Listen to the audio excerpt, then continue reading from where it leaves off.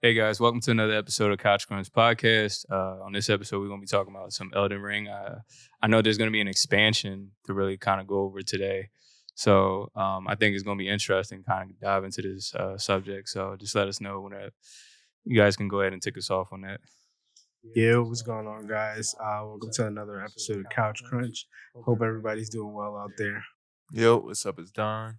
We're here, finally back in the flush. It's been a couple Right. I episodes know. since then. It- But yeah. right. It really has been a while. Yup, definitely. I'm glad to be back though. It definitely was some transfer. Like, it's difficult for us to come together and stuff like Right. that. So we live far, so that's kind of why we haven't brought like some content that's actually live footage. But Right. Yeah, life just caught out of me. It's all good. So what you guys? Let's see, for instance, like what do you guys think that the expansion is gonna really bring to the table as far as like DLC wise? You think we're gonna see some more harder bosses or like? So I wanted to be clarified because I assume I know the difference between like expansion and DLC. I know they're slightly different. But when they said that this is going to be an expansion, I'm hoping that this is like a heavy expansion. Like I'm talking like several gigabytes. Like it's a decent length in terms of a download size. Yeah. I mean, honestly, I'm expecting like a new realm. I guess more so like a new area. Obviously, like more armor. It might Yeah, even it add like an additional story to it. I mean, honestly, like Elden Ring is pretty much phenomenal the way it is. At this point, the only thing they really can do is just add more, again, like a new world, more cosmetics. They can continue to like capitalize off the way the PvP is going right now for it. I know a lot of people are still playing that. Oh yeah, true. And then obviously the big thing is the bosses. Like we got to Right. make sure we get some bosses in there. Yeah, they're gonna add some more bosses. Absolutely.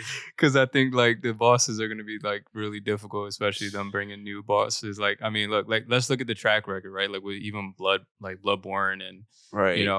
what are Dark Souls actually added DLC Yeah. too, Yeah. I think. So it's Yeah. like it's always difficult with those things. Yeah. Especially in Bloodborne, that horse boss at the end. I keep forgetting his name, but that was like the hardest shit ever, bro. I can't stand I think we spent like what Bloodborne. 2-3 days. It was a whole weekend we actually Yeah, dedicated like, to getting to. Yeah. That's the longest I ever spent on a boss. Like, Yeah. holy shit. One thing though is like I hope they add. I don't know, like, cause I'm considered like a very casual fan when it comes to the Souls games, but like I would want to see, cause like a lot of bosses in Elden Ring in Souls games, they're generally like one-time bosses. Like you don't really get to fight them again, unless you like play co-op or something like that. Like once you beat them, that's pretty much it. I don't want necessarily a grinding kind of thing in Elden Ring, even though it kind of already is grindy, right? Like you grind for the best gear in the game, or like the hidden gear and all that stuff. Like, but I do want a thing to where it's like I'm not necessarily asking for a raid, but I guess like an ultimate boss to where it's like you do get to fight them multiple times, even after you have cleared them. And the rewards are like top tier. Like even if the drop rate is extremely rare, I just want some incentive to continue to fight. Because for example, like the Millennia boss fight, it was incredible. Like the way she, the way you have to learn her patterns in her second phase, and then like that, her character in itself, the lore behind it and everything, that was so exciting to experience. I just feel like I want to relive those moments again. So like I don't want an expansion to where it's like, oh, here's 4 new bosses and here's 2 new realms, fight 2 new bosses in each of these realms. And then once you do that, that's it. Like, nah, I want some incentive to continue to keep playing it. So like, I don't know, maybe if they could add like a reward system in there, because I don't remember, like when you kill a boss, do they drop anything? Yeah, some of them do. Some of them do. Like the but dog boss that I forget his name, but Was it towards the Black end- Melith? Yeah, Black Black Melith, Melith. whatever. Yeah, like I know you get his armor after you kill him. I think you go to the Okay. shop though. I think right, like Yeah. you have to go to the shop in order to get like most of his armor set. Right. Right. Right, You yeah, eat you your kill boss, you them get and then you them. go to that old lady with fingers or Right. something. Yeah. She gives it back to you. Right. So you do get rewards, but yeah, I see what you're saying though. 'cause But I it'll want a be- reason to continue to fight the bosses. You know what I mean? Yeah. Like, Be able to go back. yeah. Yeah, I think Instead that's of like, because who wants to make a new character all over again just I to don't go refight Godfrey or Oh, no. whatever? Like, Yeah. like, that's doing too much for sure. For me, I personally want. I don't know. It's just it would be nice to actually get a new DLC because it feels like it's refreshing, especially having to come off of 2 to 3 months process of just beating the game in general. That was a long process for us to even try to get through, especially with Radahn being nerfed and. It took us a long time to even study the movements of the characters. I mean, most of the bosses in the game and, most of the mini bosses. So they definitely gave us a lot to work with in the regular game itself. When expansion coming out, there's going to be a lot more big bads, a lot more things to collect. There's going to be a lot of different secret areas that we're not familiar with. And I think that's the most coolest part because being able to explore more of the map is going to be really amazing to kind of experience, and then just having to see I think the most important is just spending time with online and shit like that and being able to like kill bosses together. I think that's going to be fun to come back. I mean, I know most people are still enjoying the game itself to this day. But for most of us who had got it, as soon as it came out, that was almost around the same time. It's already been a year already since the game came out. I think it came out like February. Yeah, February last year. Yeah, so it's already been kind of a new year. So it would be nice to kind of come back into Elden Ring, and I already know the pricing is going to be fucking like $50, I think. For the expansion. Yeah, absolutely. I mean, It's going to be like almost 50 to 60. But I mean, because think about it, all DLCs nowadays are just almost that fucking price anyway. Yeah, because I thought it'd be like at least 30 or something. Nah, it's probably gonna be like 50 to 60 because I feel as though there's gonna be so much content inside the expansion. Yeah, I feel like it has to be a lot of because there's so much to do in Elden Ring. Like it's not like Dark Souls 3 where we're just giving you a DLC. Like nah, like this is a world in itself. And you mentioned something too, like how you were mentioning like revisiting the world, Lingrave, and all those great places. I kind of don't want to revisit, not necessarily not revisit the world, but like with this expansion, I would like it to be not, and I'm sure it'll probably be, but not to be connected to the whole world.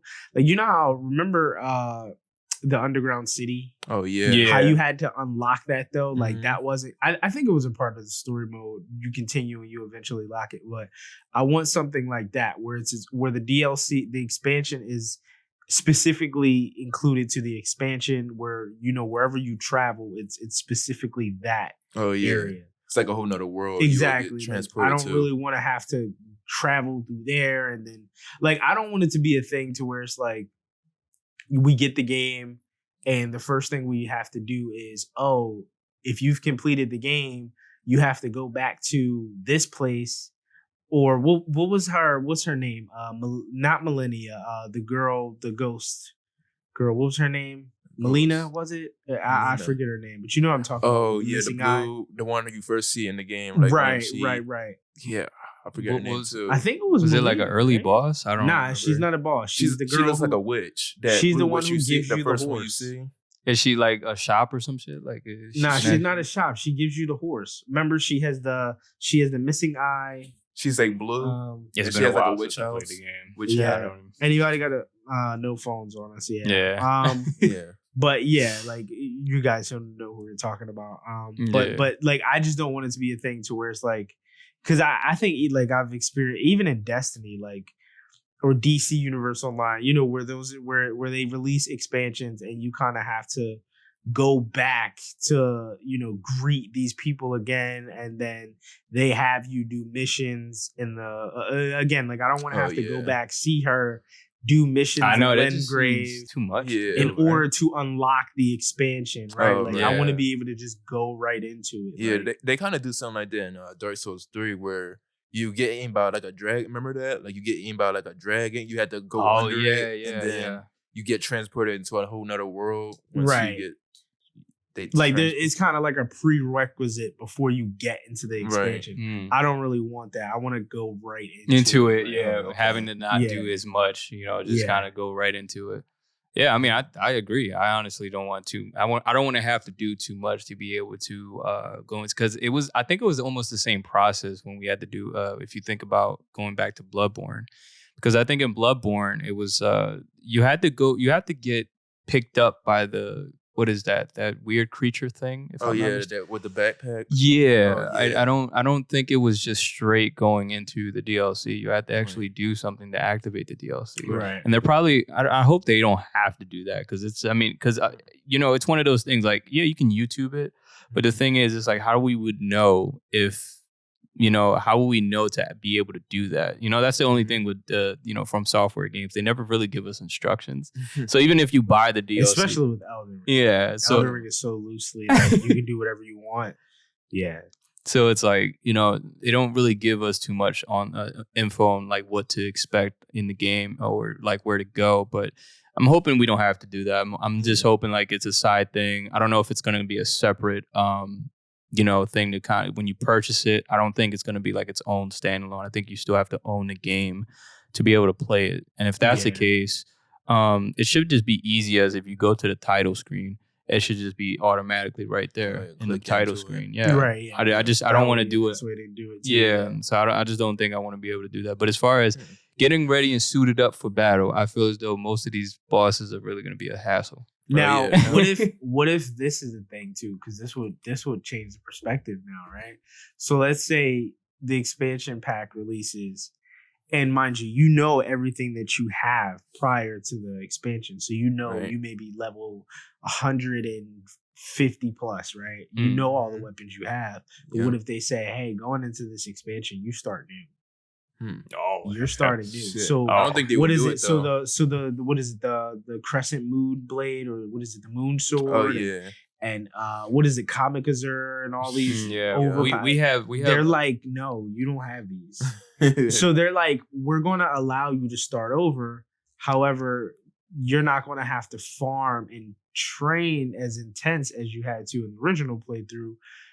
Or they may keep you at the same level, but you just might not have all your weapons or something like that. Yeah. Which, to be fair, I mean, I wouldn't be mad if they disabled all of that, because technically, if you went in with all of your strongest weapons, I mean, there would have to be a gap, right? Either the bosses would have to be significantly stronger, or you would either, again, like, because if we would be able to fight bosses the way we are now with all our current gear, it probably wouldn't be much of a challenge. Yeah, that's true. Depending on how hard the boss is. Right, that's true, because like, imagine like people that have been playing it since last year and they still playing it now. Right, like people are 400, 500, exactly. They could just, especially that one magic move where you can just shoot the beam. Cosmic that cheek. I remember you put me on to that move. I mean, that move was overkill for the that bosses. That move carried the game. Yeah, it really did. I don't even think it's gonna be. I mean, we can actually see like a new class maybe too. Maybe. Oh, you know what I mean? That'd be cool. Yeah, that'd be a good one. Yeah, because I remember they had like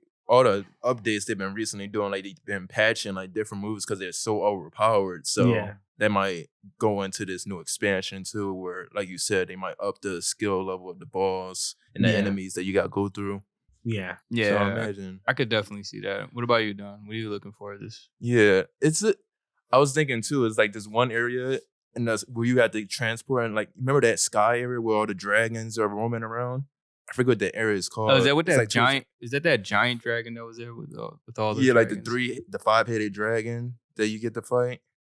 Oh, you're talking about the one with the electricity? Yeah. Oh no, I don't know if I'm thinking about Bloodborne. It's the one where you had to lay on the floor and then you get transported. I remember we fought that boss before. I remember every time we had to jump down, and it was a spot that nobody would recognize. Yeah. Remember it was a big dragon. It was an electric dragon. Yeah. We switched classes in order to beat him. Yeah. He was made of stone, right? Yeah. It kind of reminds me like the dragon from like Godzilla. It was like very close towards the end. It was very close towards the end of the game. That was a cool feature though. We would have never known to go down there though. That's what I'm saying. But it's like an area where I don't know if you guys remember, it's like this big door you get transported to once you go somewhere in that area, and it's like a big tower in the sky, and it always been locked. So I'm wondering if the expansion goes into that door, because I don't know how you unlock that door. That's a good point.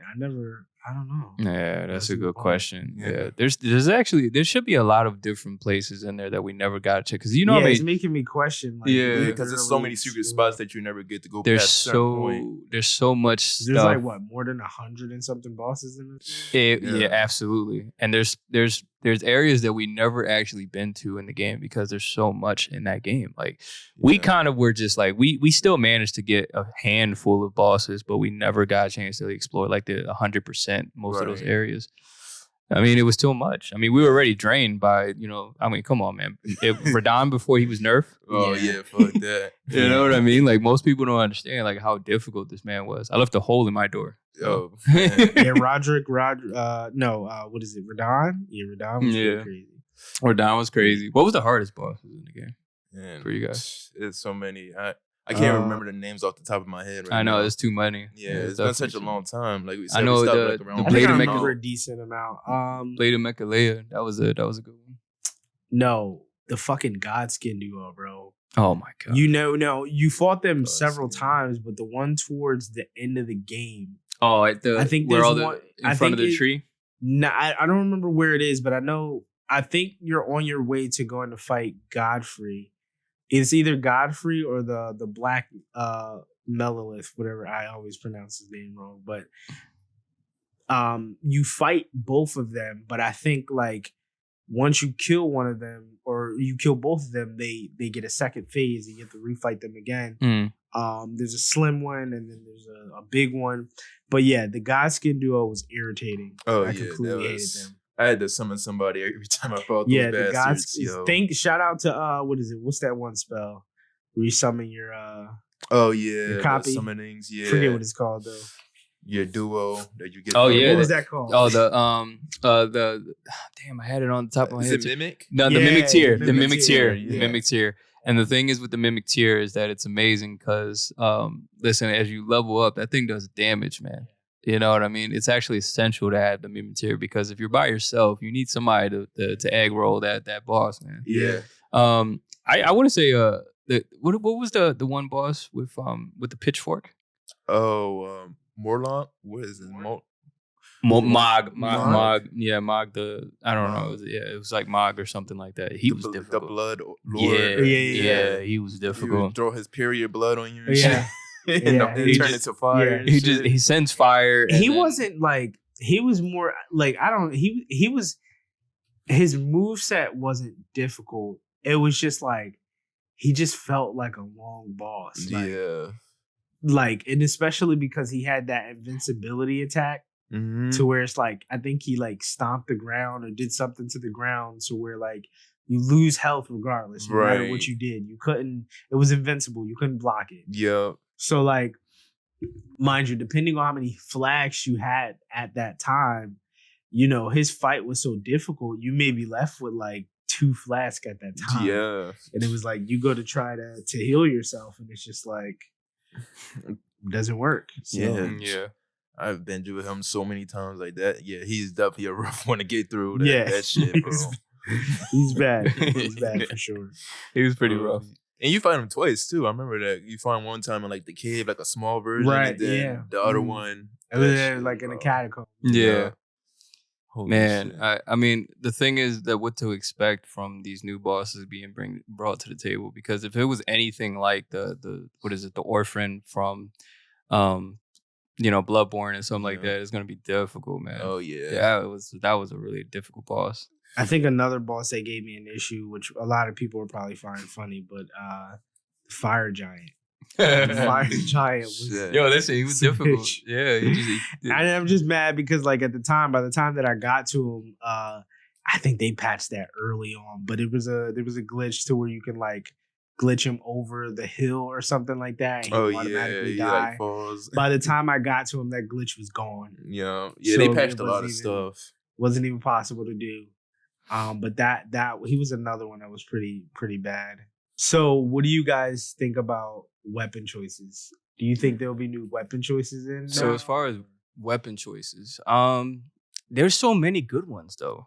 I know. Like, I mean, well, that's the thing. Like, do we get a new weapon? Do we get new weapons, or do we just get well, they had cosmetics? Like at this point, Yeah, they usually add new weapons every DLC. Yeah, so. I was gonna say because like, well, they already had the infamous Moonlight Greysword already in the regular game, so having to see. Yeah, but there was a lot of shit in that game. It is, especially like, regarding. So how can you top the ones they already have? That's by adding new, cooler ones cosmetically. Adding maybe I don't believe there's no elements in Elden. I think so. No, I think there's a couple of different ones like fire and no fire ones. I don't think so. Well, there's, I don't know. I mean, I know for sure they'll add new mage powers. Oh yeah, true. Mage. Yeah, like new spells unlock. Probably like more dual blades too. Yeah. I can imagine they probably add that shit too. Yeah. Yeah, like. I remember you were saying earlier. You mentioned you were talking about, I guess, a new traversal thing, like the horse didn't work out. Oh yeah, like I mean, but outside, what would they add? Maybe like what could they replace with a horse? Oh yeah, hey, you can add a dragon. But... Oh yeah, oh you talking about like the ride on top to get around. Oh yeah, I was referring to like the horse boss in Bloodborne. It's like this mutated horse that you had to fight in the DLC and that. Yeah, that's the one I was talking about. I don't think you ever. Yeah, you never played Bloodborne, right? Nah, I never got to Bloodborne. Yeah, because there's this one me and Nick fought. It's like a mutated horse that it be kicking you and shit. I forget the name of him though, but you fight him towards the end. Don't see. The thing is, I don't want to remember his name because the thing is that it's just his moveset was just like you couldn't even master it. Like it literally would take you at least a full day to even. You could try to pick up on some things, but he always finds a way to like this one move that he actually hangs on the ceiling and you see the blood falling. It's like it falls on top of you. It's like almost, it's nearly impossible to like and then he like slams down. Yeah. So it's just like, I don't know. I don't want another boss like that, please. I don't. Just the frustration to save me the frustration, but having to see something like, I don't know. I mean, as far as something, a weapon that's actually going to be better than the Moonlight Greysword, that's going to be difficult to really top, right? Like, so if you get like, I don't know, maybe if I would like to see like some sort of light sword, like a bright white sword and it actually shoots out like some sort of a wave. No, like some sort of wave or something like that. Yeah, but oh my God, yeah, that one sword that you get from the last boss. Yeah. That sword was amazing. Yeah. Radahn's swords early on was really good too. Oh, absolutely. Especially when you fully upgrade it. Like you can just But I was gonna say, like, to your point, well, the thing about what made the Moonlight sword so good, at least for me, it was the lore behind it. Like doing what you needed to do to get it. Oh yeah. You know, I forget her name, the witch that stays in that tower up there. Right, like the moon. That moon saga you have to go through. Yeah, like you have to go through that. And it's super. And the unique thing about those weapons is like you can easily miss something and it'll fuck the whole thing up. Oh yeah. Like if you kill someone early on or if you overdo it and you miss a quest or something, that pretty much locks that weapon for you. Right. So like you have to be super cautious when you're trying to get it. But yeah, I think the lore behind it kind of helps that. I mean, yeah, obviously it does a lot of damage. It has a cool animation when you light it up and all that stuff like that. But I don't want a weapon that just, this looks pretty and it lights up here. Oh yeah, it doesn't. Really like give me effects. Some background to it. Like, what's the significance? Right. Who held this weapon at this point? Where is this coming from? Which realm? You know what I mean? Yeah, like. Just like I want to see like more from like it'd be interesting to see like the jar head. Remember the jar? Yeah. I think his name like was just rolls around. Yeah. Like if he would appear in the extension too, like you would do missions alongside him. Right. Because I remember there's a couple of times you get to fight alongside him or face like a dragon boss inside a cave or whatever. Yeah. So that'd be interesting if they were to dive more into that aspect. I think also if you guys got to consider something as well, like when we started off, I think the DLC with, I think it was either Bloodborne. I think it was Bloodborne.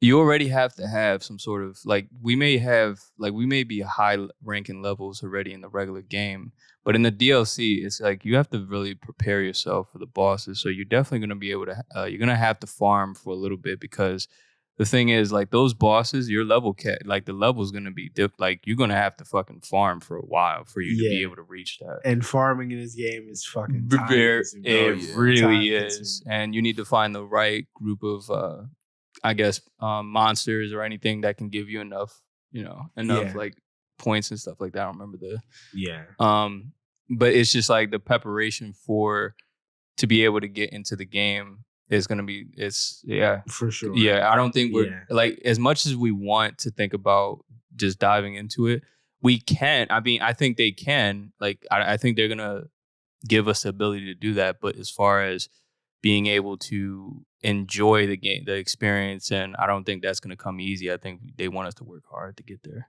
Yeah. Which is fine. Yeah. Yeah, typically, especially like the area, in each area, you have to fight the enemies, and they're usually a certain rank you have to fight. Yeah, so you definitely want to have to build your way up for each boss. Yeah. So it's definitely going to be a lot of time consuming.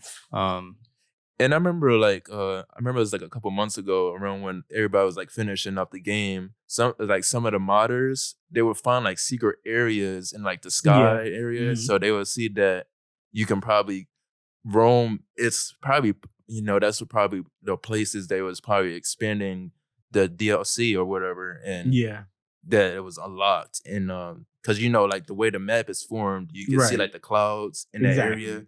And they could see that you can go past that point where the other clouds are at. So maybe they would put like the expansion pack in those areas. Yeah. Like it has broaden the map more. Definitely make it an interesting way to reach the expansion pack for sure. Yeah. Yeah. But before we close on this one though, I do, just out of curiosity, Don, I know you're in the midst. And we're probably going to re-talk about it later on this week on the next episode. But for you, I know, so you haven't played too much of it, so you're just going to hold off. But just out of curiosity, Nick, you've been playing Wild Hearts recently. Absolutely. So I am kind of curious on your thoughts. Just a comparison between, I know they're not a comparison at all, but and I know you haven't really played Monster Hunter as much, but like what you've experienced in Wild Hearts, like in terms of difficulty, how would you say it fares up in terms to Souls games or Elden Ring, or if you had to compare? Oh, like Wild Hearts and Wulong? Well, so I know you haven't got a chance to play Wild Hearts yet. Oh yeah. I know you're in the midst of trying to get through that and get your playthrough. So I know Nick was spending some time playing that. So just curious on his thoughts. So you say like in comparison into like Dark Souls? Just a comparison. Like I know they're not really comparable because they're two different games, right? Essentially, but like they're still hard games at its core. Oh, absolutely. So like what's your past?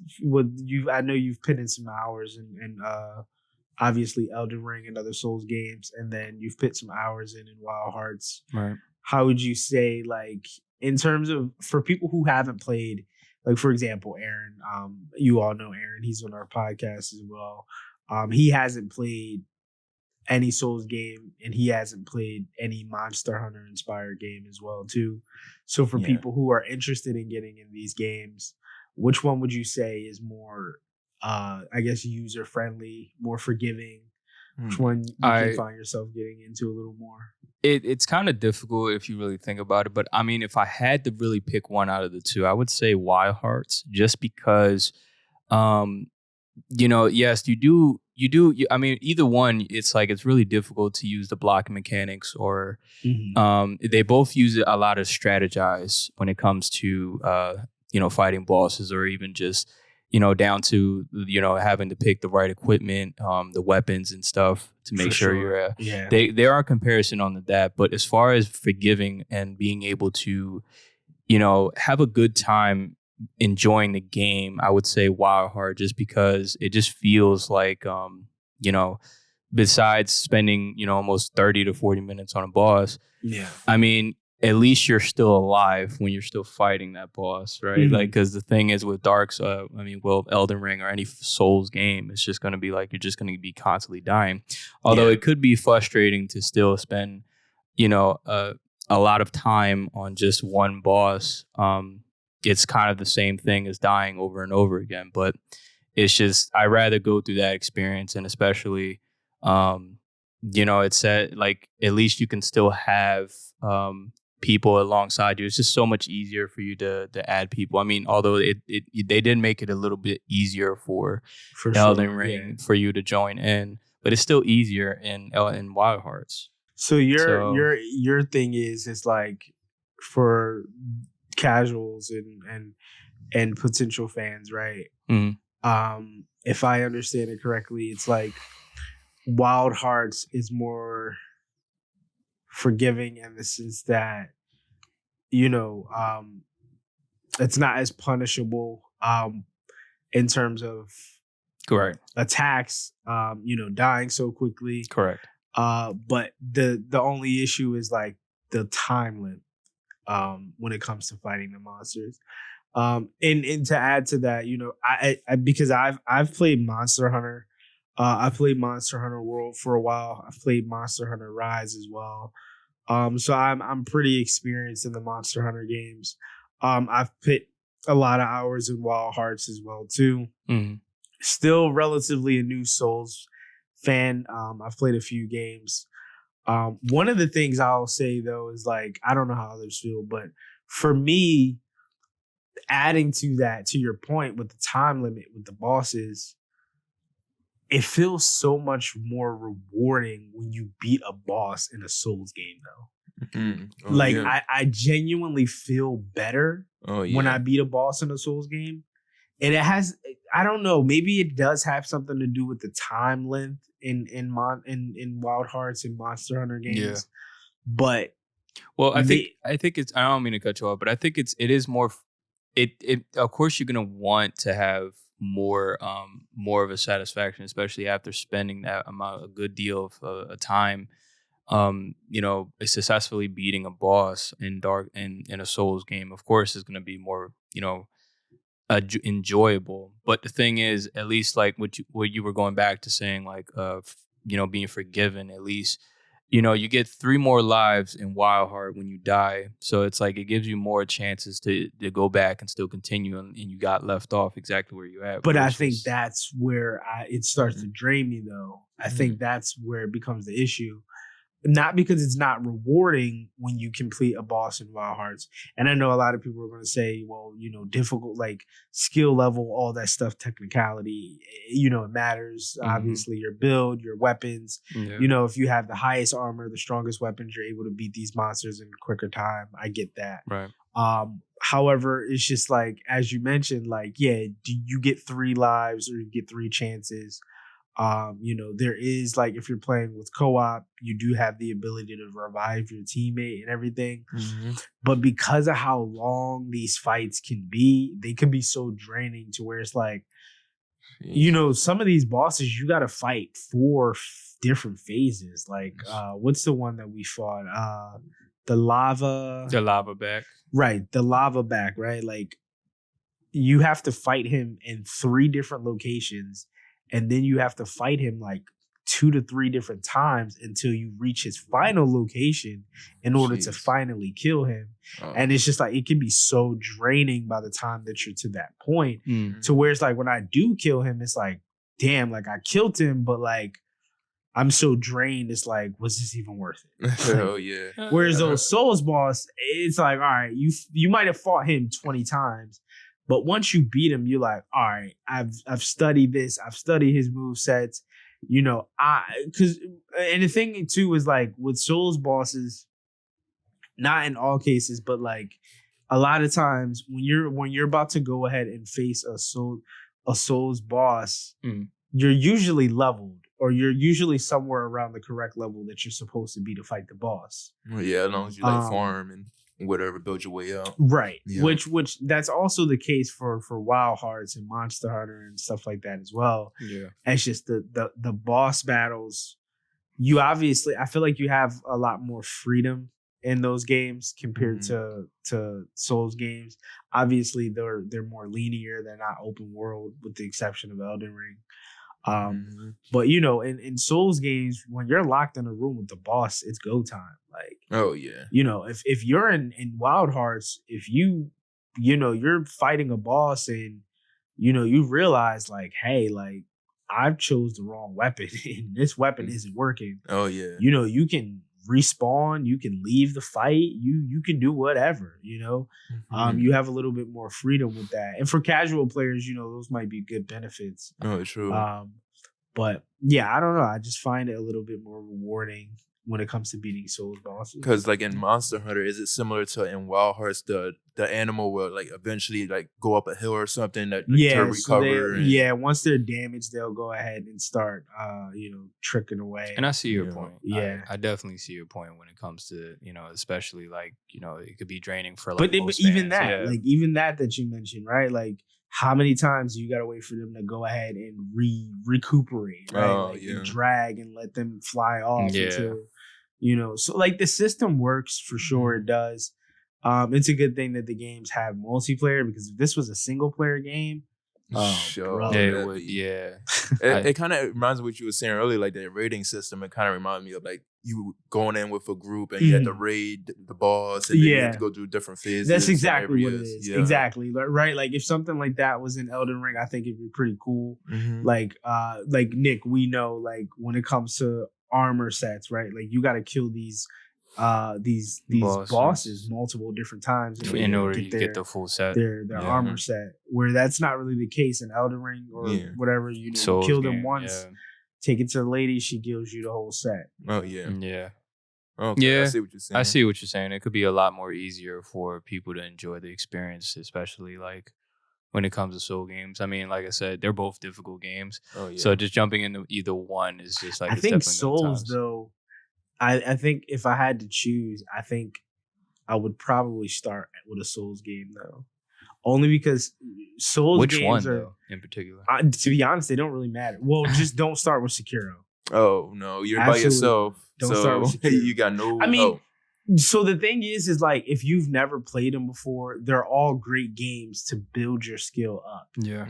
So like it doesn't matter where you start.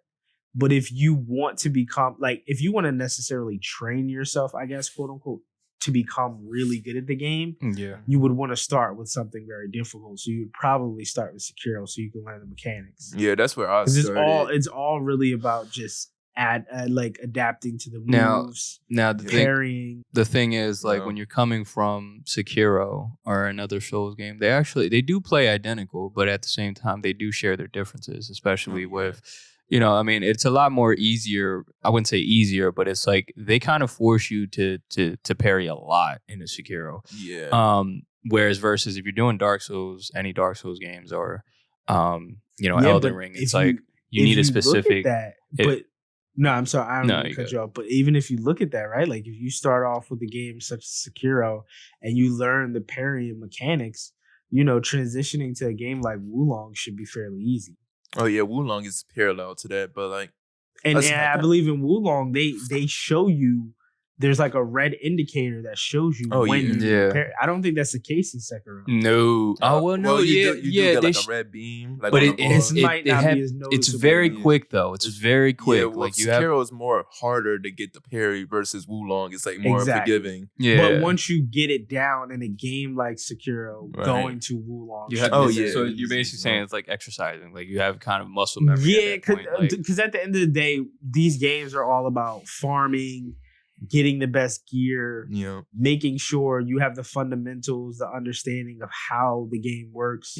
Once you have that foundation down, transitioning to each game shouldn't be as difficult. Oh yeah. So going to a game from Sekiro to Demon Souls, and then going to your first Monster Hunter game, even though those games are different genres and etc., they still have the same core mechanics almost, like weapon types, the dodge, the rolling ability, right? Like everyone knows there's not that much of a difference when it comes to dodging enemy attacks, right? Like when you see it coming in, you dodge out of the way. Yeah.